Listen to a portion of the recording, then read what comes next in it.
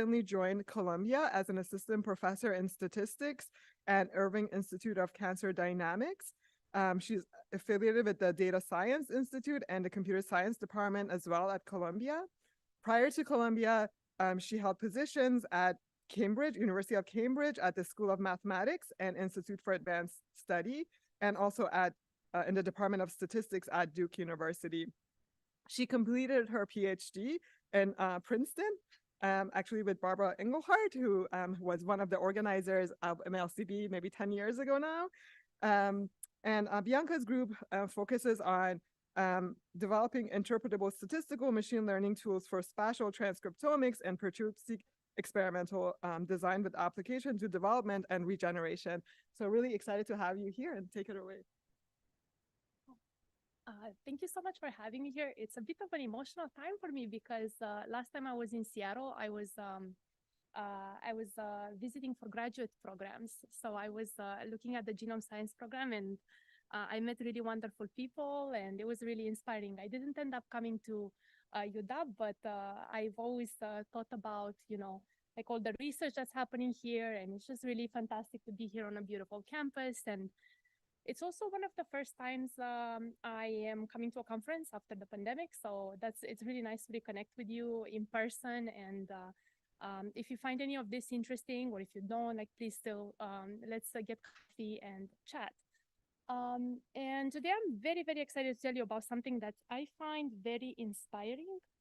And you'll get to see if I figure out how to use this slider. But so in the past 4 years, I got very excited about development. And one of the most beautiful things about development is that it's one of the first kind of like types of self-organization, the most important self-organization kind of systems that we encounter in nature. And this is a beautiful live sheet microscopy recording of a zebrafish embryo from Feng-Shu Zhong's lab at Cambridge at the Gordon Institute. And there's so much wealth of information that you can see here. You have like cells dividing, specializing. And one of the things that I'm very interested in my group is kind of studying the relationship between various modalities that could maybe lead to shape and form. So I'm very interested in how the cell identity emerge as a function of not only what cells contain, but also who they talk to and how do they look like physically. So I'm very interested in like three main areas of machine learning. So explainable machine learning, iterative design, and also spatial temporal prediction. And I think these are pillars a little bit different from what we've been talking about today, but I hope that you'll find them equally exciting. So I'm interested in control and self-organization. And today I'll probably try to talk to you about, okay, like how do we bridge across these modalities in ways that use either machine learning as an engineering tool and statistical data analysis. And, I'm here to tell you that, we all know that biomedical data analysis is very exciting. It's a prime time to be a computational biologist. We have access to information across multiple scales, from the smallest to the largest one. We can look at population levels to predict risk scores. We can look at cell identity in terms of like what genomes are doing, what the gene expression, how is the gene expression organized. And this has really been possible by technological advancements. And the two technological advancements I'm very invested in are related to single-cell transcriptomic developments in the context of spatial data, in particular, the light sheet microscope, where we can actually probe not only how these cells, what the cells contain, but also how do they exchange information with their environments, and where do they end up. And one of the things that makes me very excited to be part of the computational biology community is that we've been learning how to be collaborative and integrative. In order to communicate with one another, we need to develop language that allows us to understand one another. And there's been a lot of initiatives that have enabled people like myself, a computational person, to engage with biological data. So Human Cell Atlas, UK Biobank, and GTEx Consortium. Actually, the GTEx Consortium was one of the first consortiums I engaged with as a graduate student when single cell data wasn't so popular. I primarily started working with bulk gene expression I think we have a prime opportunity to engage with each other across these communities in order to solve challenges that maybe we couldn't just solve independently if these data sets weren't available. And just to kind of summarize a lot of the themes that are appearing in this conference, I know we talked a lot about large language models, but there's a lot of other challenges that we face as a field. And a lot of these challenges, I would say they kind of like are represented by the 6 pillars. So first of all, data is extremely heterogeneous. In some cases, we might have a lot of it when we can train a lot of large language models, but in some situations, we might also have very few data points, in which cases we might need to be a bit more creative or even Bayesian. So we should try to think about how to model that data. So representation is another pillar that's very important. We've talked a lot about cell types and cell type prediction, pseudo-time ordering. So thinking about how we go for very large scales to a way that allows us to visualize data and the diversity in the data is very important. And of course, we also want to understand how do we connect back to mechanism, scalability, and experimental design, because we might want to be able to use this information to come up with new hypotheses, but also generate new experiments. And in this talk, I'll be primarily focusing on multiple data types, which some of them you might not be so familiar with. And I'll be focusing a little bit on how can we build in mechanism or understanding from biophysics in order to think a little bit about developmental problems. So talking about heterogeneity, of course, there's been a lot of interest in thinking about multimodality and deep learning in biology. So when I made this plot, there were like thousands and thousands of results. So if you look at how deep learning in terms of like search results or representation in papers, this is quite a big peak. And multimodality also has been quite at the forefront of thinking about gene expression data. So in the context of recent research, there's a lot to think about. And of course, like we're maybe very familiar with gene expression. We're thinking about cell identity as being the way each particular cell is employing different genes, but there's a lot of different wealth of information out there. And some of the talks today highlighted a lot of the unique challenges at different scales that these particular representations have. So we saw a lot of beautiful talks on protein sequences and TCR motifs and how difficult it is to generate data that comes from these discrete spaces where we need to optimize and maybe come up with new designs. And a lot of these challenges, come from the fact that there's a diversity on how these mathematical objects can be represented. So oftentimes when you work with gene expression data, you work with tabular data. It can be either continuous or discrete, and actually deciding how to normalize it properly or what's the right way to normalize it. So it's still a really big challenge in a lot of new emerging data sets as we collect more information across different technologies. Of course, there's also a lot of scales that have to do with the type of data we're collecting. So how do I encode time and how do I encode space? And how do I think about cell-to-cell interactions? That also induces a lot of challenges when thinking about multimodal data. And I really like this plot because it kind of shows a little bit the hierarchy from Sarah Tagman's paper, which shows the abundance of different modalities, but also the type of tools that we're trying to use to bridge across the scales. So some of the most popular tools that exist in our community are related to like matrix factorization and transfer learning, but also kind of like thinking about how do we go from gene regulatory networks in context that might be either interventional or related to also chromatin accessibility and protein abundance. So but motivated by a lot of these different modalities, as statisticians or machine learning, or as computer scientists, we have a lot of challenges that we have to address. So some of these can be quite low level. We think about sparsity, or we can think about scaling and low level processing, but there's a lot of challenges that we have to overcome when thinking about objects that come from very different sources. So recently, what I've been really thinking about has been how do you organize and represent spatial data in a way that retains variability and it allows you to kind of relate one modality to another while thinking about the differences that could arise from the type of data one collects. So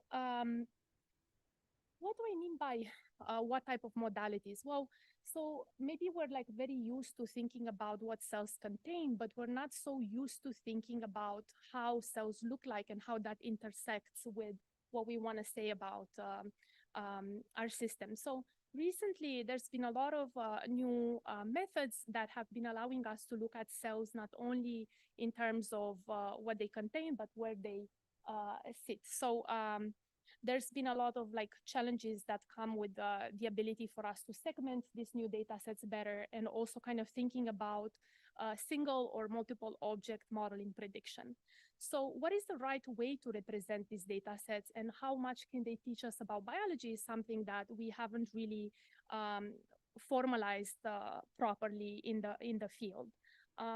So going back to kind of like what does it mean to think about multimodal data is like it's important to recognize two things. Data comes across multiple scales, and data also kind of tries to say something different about cellular identity.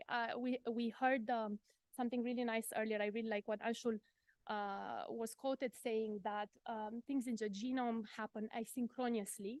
And trying to assign synchronous identities to cells could be very different. So like, how do we learn what are the actual maps between gene expression and morphology is something that can become quite difficult.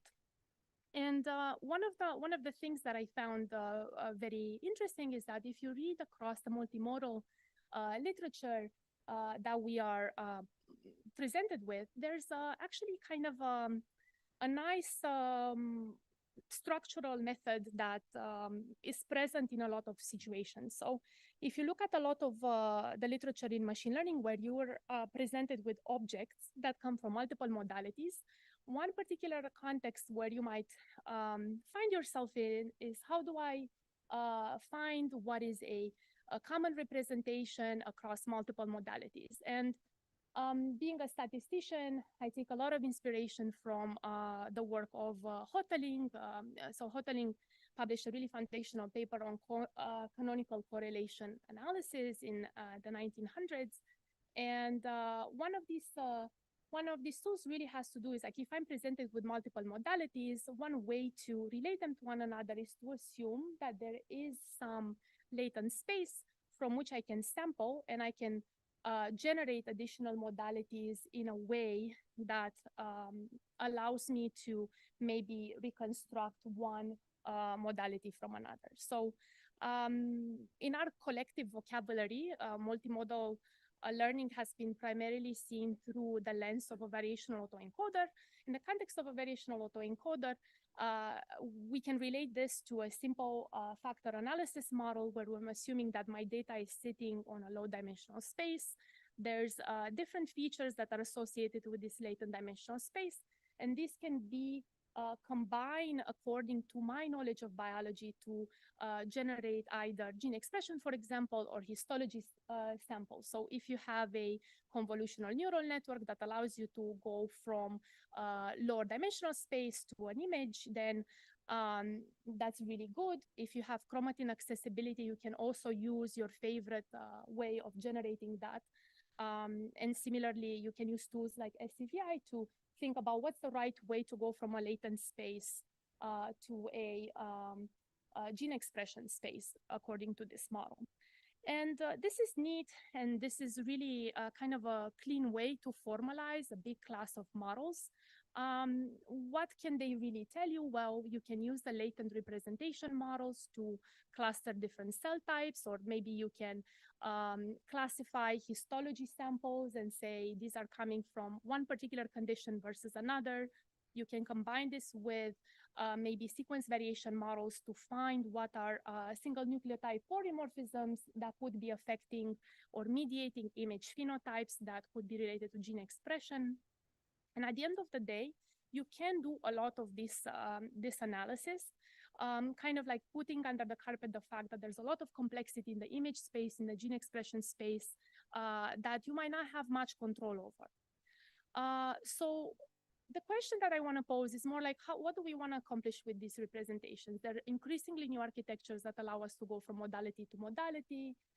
There's a lot of really innovative work that's happening in the space, and we can accomplish quite a lot with them. So we can represent cells in compositional ways. There's no reason why I have to have two modalities. I can have 3, 4, or 5. If one modality is more expensive than another, then I can go and I don't have to do an experiment. I can do feature selection and say which parts of my input are most crucial to a particular prediction. So I can do a lot of these tasks that are very useful in an engineering setting. But what about situations where we don't really have to pretend that we don't know anything about the biology? So this really got me thinking about situations where if my underlying image has some physics that's preserved or that's very interesting, how do I think about incorporating those models in the context of multimodality? And this brings me to a quantity that's very dear to my heart because it really kind of bridges between local and global behavior, and this is tension. So in developmental biology, there's been quite a lot of work recently in trying to understand what is the effect of tension on the quality of development early on, and this is also in the context of the quality of organoids and all sorts of kind of associations that we're trying to understand. So how do cells read in mechanical tension, and how is this mechanical tension further interpreted to determine cell identity? And there's a lot of work on kind of finding out what are genes or like protein coding genes that are most relevant to thinking about tension. But we wanted to ask, how do we go about finding these particular elements if we just had no idea which elements would be at play? So going back to this problem of multimodality, we decided that instead of just thinking about how do we take multiple modalities and how do we represent them in a latent space, we asked, what if I actually know what the modalities that are coming from images are?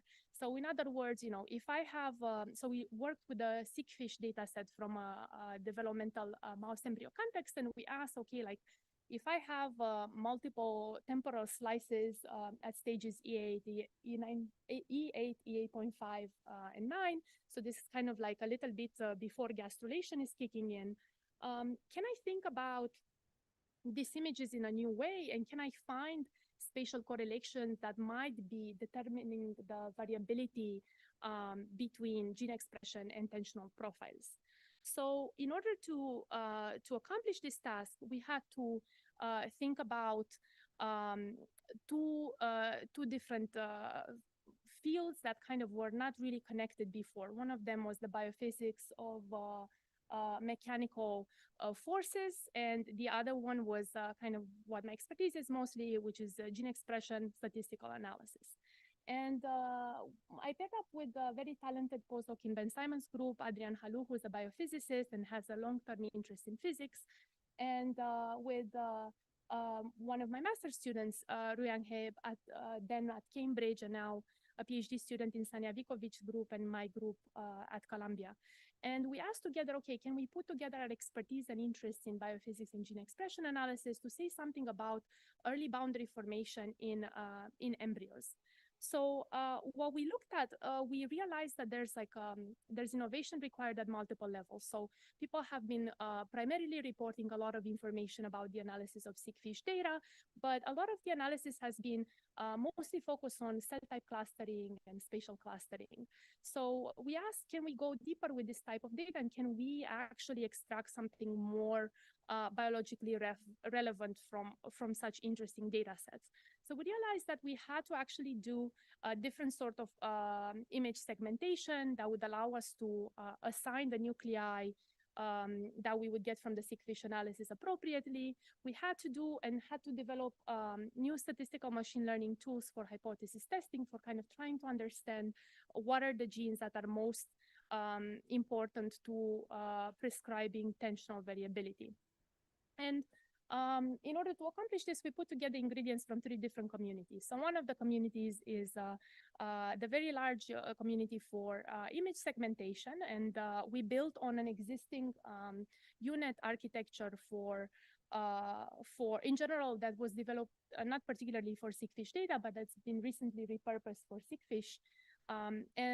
This architecture has been quite useful. There's a lot of interesting questions here. So one of the things that I should point out is like the number of annotated samples that one needs for this type of tools varies from dataset or dataset collection modality to dataset collection modality. So it's actually quite important to think about how can we develop as a field tools that would not require so much manual annotation. The second tool the second community that we pulled ideas from is the community of biophysics and biomechanical modeling. So in this case, it was really neat in the sense that we had access to this kind of really high school level physics, which is if I have a bunch of like bubbles in a 2D setting, and I'm really thinking about force balance analysis, can I assume that when cells are in contact, there's kind of a little bit of a spring that's keeping them in place. So we really pulled in from a beautiful literature from Boris Streiman and Sebastian Streiken's work on early development of fly embryos, in which they came up with a lot of conclusions about how the tension that can be measured using a force balance analysis can actually go back and be tested in vivo system and be correlated with actual forces that the cells are feeling. So what we did is we scaled this up and applied it to the sickfish setting. And we also realized that there's another kind of piece missing. And this is, okay, like now I have all this information that I'm pulling from cells that are situated in space and time. And I also have information about what is the gene expression profile at these particular locations. And how do I go about testing the relationship between these very 2 different measurements, one of them being tension, which is in arbitrary units, and the other one being single cell gene expression. So in order, for those of you who are not familiar with Gaussian processes are a very neat way of incorporating spatial correlations. Maybe you've seen them in work on non-negative matrix factorization, where people try to find ways of clustering data by assuming that there's some sort of spatial prior that enforces continuity between factors. You're definitely familiar with the normal Gaussian distribution. So Gaussian processes are just a way to extend that particular notion to stochastic processes. And they're quite neat. They've been used a lot in the medical literature for incorporating electronic healthcare records and kind of thinking about variability of continuous signals. And I like them for the fact that they're very interpretable in the sense that you can go ahead and design kernels that can think about how do you model periodicity or frequency, and you have really immediate control of your parameters when designing these processes. So you can have a lot of flexibility in terms of modeling quite complicated signals. So what we do with these 3 components, we're asking a question is like, can I ask whether tension has a true impact on causal impact on changes in gene expression in the context of development? And you can't test directly for causal assumptions without an intervention, but you can think about situations where you might have some sort of spillover effect from a confounder. So in this particular case, space could be impacting gene expression, but space could also be impacting tension, because I told you the way we measure tension is actually using spatial correlations. I do this force balance analysis that's really affecting what will be the tensional distribution in my slice. So I cannot purely fit a linear regression model. I have to control for the existence of these confounders. And luckily enough, there's quite a lot of solutions in the geo-additive spatial statistic literature. You know, people were thinking a lot of kriging in the early 40s and 50s. So they're kind of like, this comes from metallurgy. people were saying, okay, if I'm going to this location on Earth and I want to see like what's the distribution of metals, how predictive can that be of a distribution of metals in another region of the Earth? So there's a lot of tools that are quite neat in that space. They're called geoadditive structural equation models if you want to learn more about them. And one of the most recent papers is the one by Tadden and Knight. You can find it in Annals of Applied Statistics type literature, which might be a bit different of a community for some of you here. But there's a lot of beautiful ideas that could be quite useful for us as single cell genomicists. So what's happening here? Well, instead of fitting a regression model, you're taking into account the fact that space affects both modalities.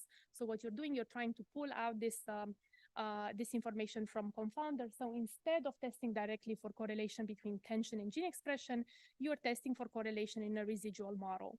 And this residual model is further enhanced by the fact that you're assuming that your errors will be spatially distributed. And this is where the Gaussian process comes in. This model, so we put this pipeline together, and we're trying to make it accessible to different organisms. So not only this is for a mouse embryo, but we're trying to apply it to zebrafish and chick embryos to make it a little bit more useful. But in a nutshell, it's kind of like combining different ways of doing segmentation, mechanical stress inference, and for morphometrics analysis, and it's performing all this kind of like statistical testing in order to ask what are genes that are most responsive to tension. And what are these genes that are most responsive to tension? So doing this analysis, we were quite excited to recover a lot of genes that were previously known to be associated with mechanical sensing properties. And not only that, but we are also able to kind of identify a lot of processes that were very important in early development. So for example, branching morphogenesis, and we were able to identify a lot of regions that were very important in muscle tissue development, which were kind of like the boundaries that we were looking for. And not only that, but we also found the fact that if we were looking at tension-enriched boundaries, you could find that you could actually read the boundary between different cell type compartments just by looking at tension and not by looking at the gene expression profile, which was quite, maybe it's not surprising if I tell it to you now, but you know, we definitely didn't necessarily expect this when we started the project. We also built a biophysical model to ask the following question. So if I give a boundary, how important is tension, whether the cells of the different cell type are going to mix or they're going to stay together? Because this is very important in organ formation. So like one of the things is like once I established a boundary that has very strong tension across a boundary, will these cells ever mix up again? And we actually found out that not all boundaries are created equal.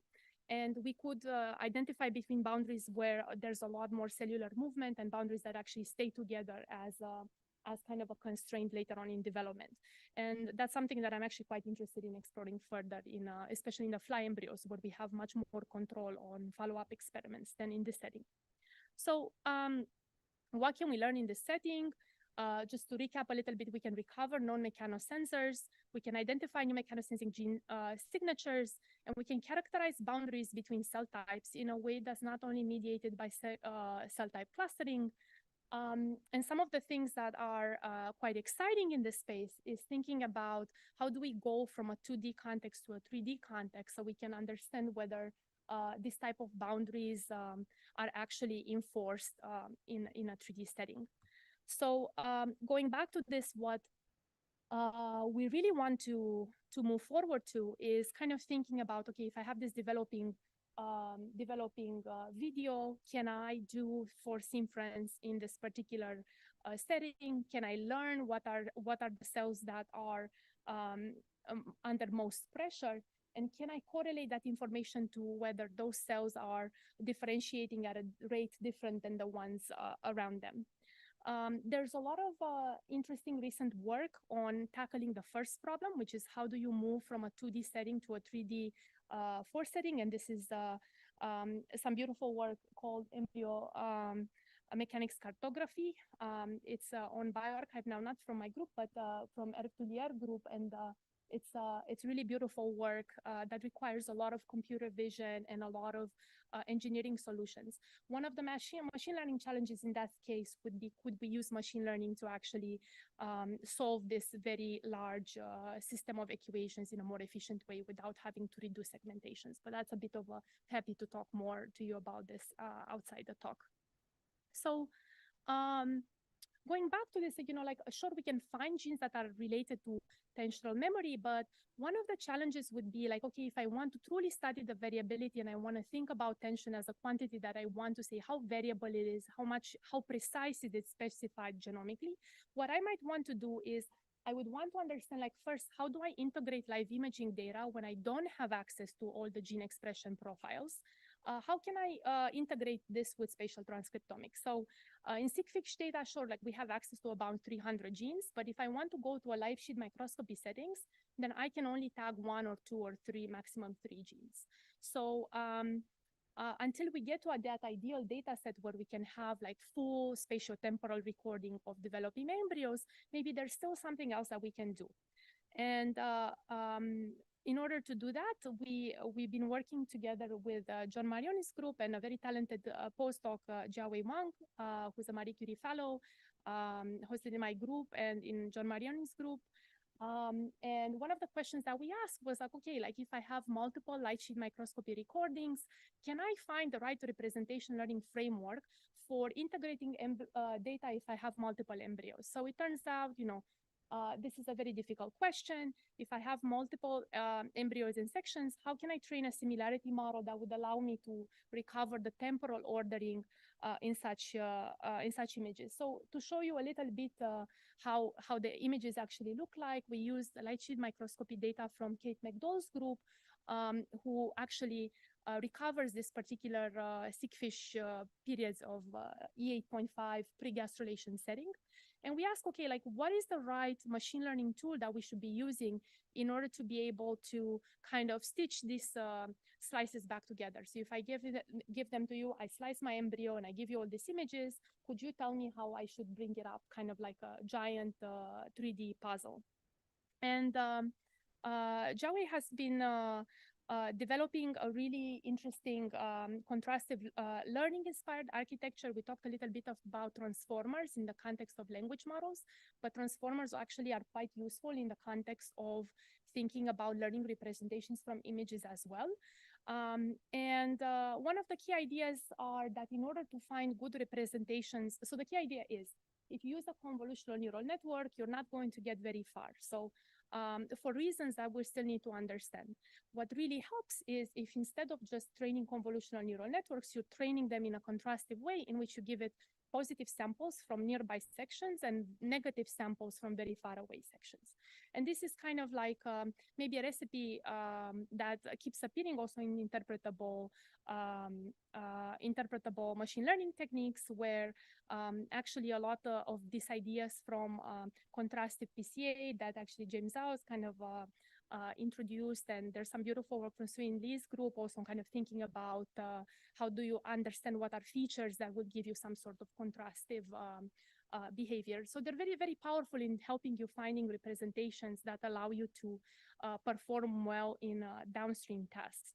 And what are these downstream tasks? Let's say I give you data from multiple embryos, and I want to ask you, okay, if I provide you with a particular image, can you tell me where this image would be in a different embryo?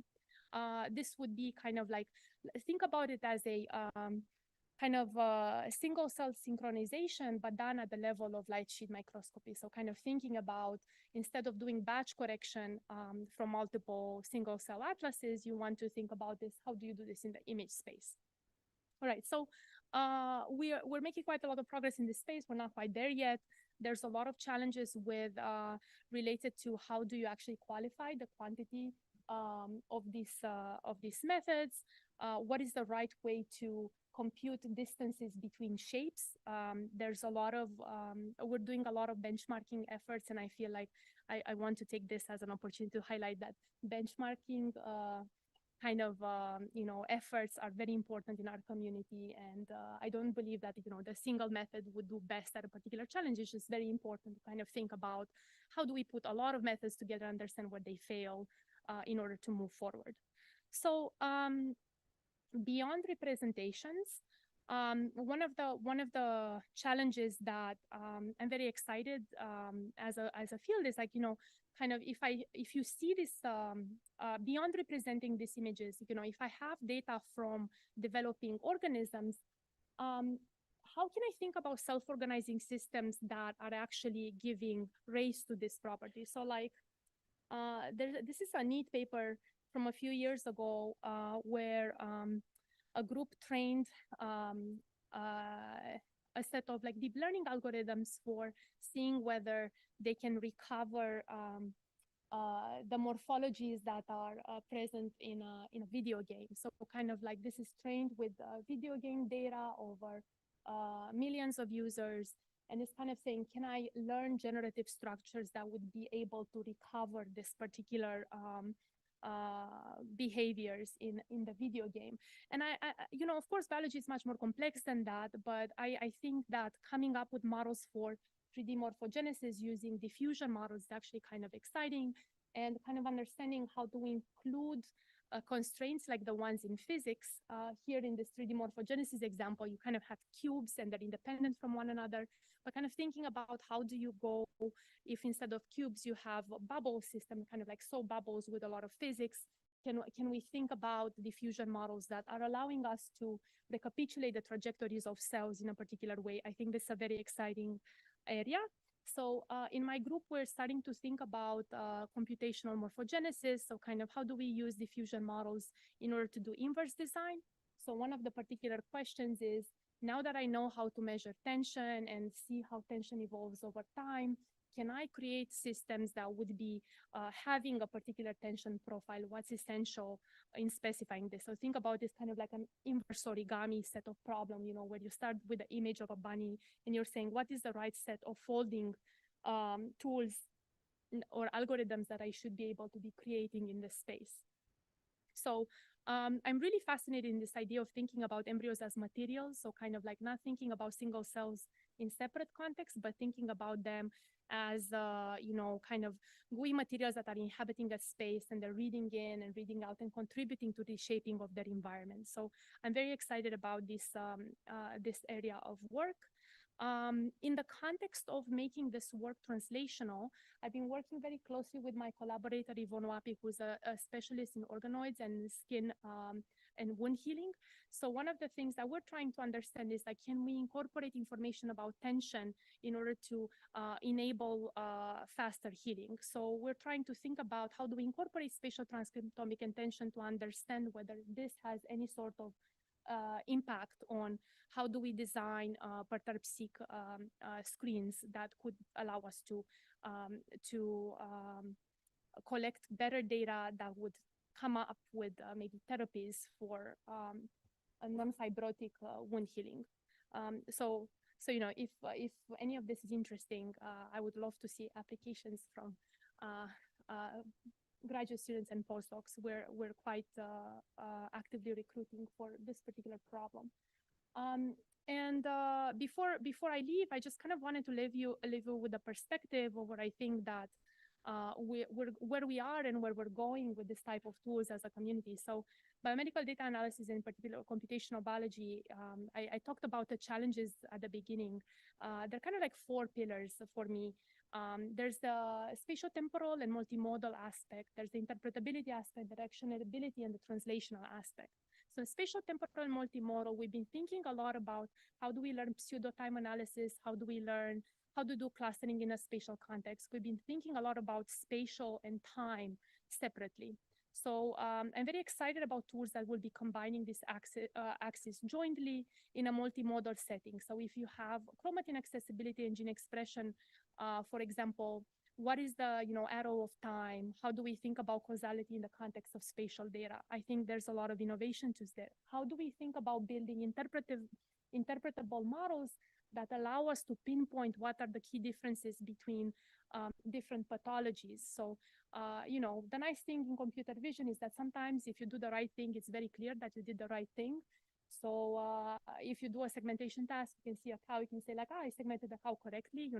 What is the equivalent in gene expression data? I think rethinking interpretability in a gene expression centric fashion is something that's very exciting to me. And that will allow us to build better therapies.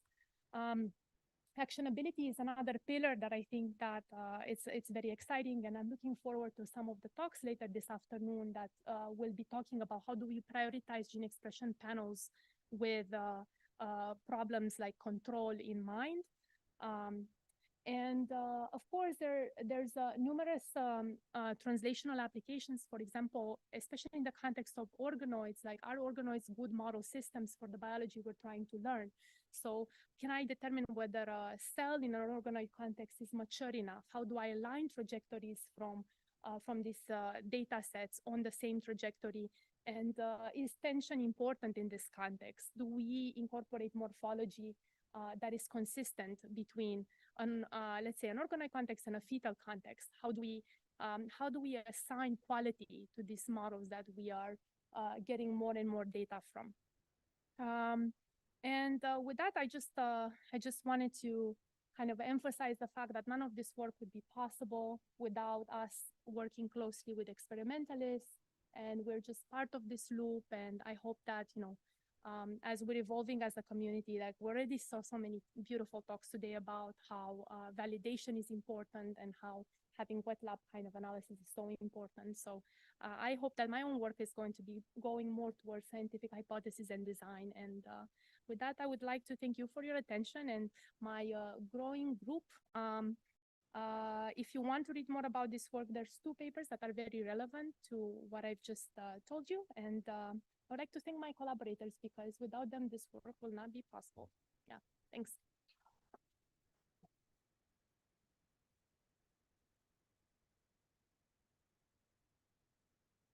Thank you so much. We have time for a couple of questions.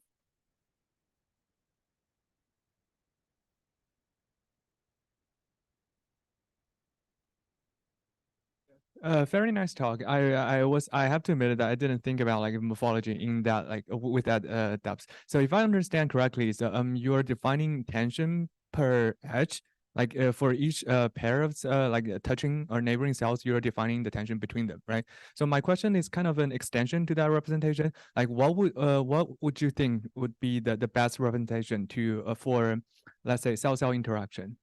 So so far we've learned a lot of like representations for like a gene expression for chromatin accessibility, but all of those representations are at single cell level, right? But if we want to incorporate cell-cell interaction, what would be the right way to do so? Yeah, I think that's a really fantastic question. I think that there's a lot of work in the statistics literature when thinking how do you parameterize adjacency graphs with covariate information.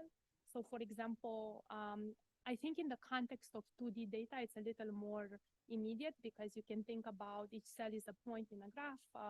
You have the tension, it's quite discrete. You have an edge, the edge has a particular feature, and then you can think about kind of building this bivariate maps, where you have like dot products with some sort of weighting function in the middle. So you can get creative and use a lot of the toolkit in that literature of latent models for graphs to get a little bit of that. And we started to think a little of how to do that. I think the main issue here is how do you validate any of these results in vivo? And this is why I've been starting to look at fly embryos a little bit because there's more biology known, and you can do optogenetic screens. You can actually do a lot more in that space than in the mouse setting that I just described. So I think the testing part, it takes a little bit of labor, but I think the hard part really conceptually is validating. Yeah, so thanks for your question.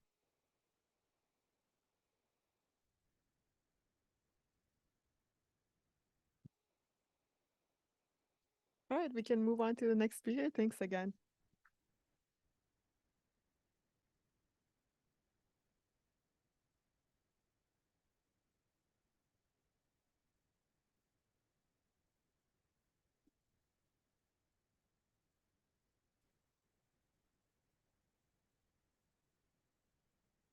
Oh, I have to go to, how do I stop sharing the screen? No, we do want to keep sharing, right? But we Oh, might right, need to right, change right, what change. we're sharing. Yeah. You're using this laptop, are you? Yeah. Great. Yeah. So I think it's probably in here. I'm sorry, what's your name? All right, great. And it's a Google, it's a PowerPoint. Okay. Did you make it in Google Slides or did you make it in? Okay, great. Because sometimes it messes stuff up a little bit. I'm always like a little bit nervous. Okay, and then I think, yes, we can try and figure that out. It's, I'll figure this once I try some. Oh, is it the wrong one again?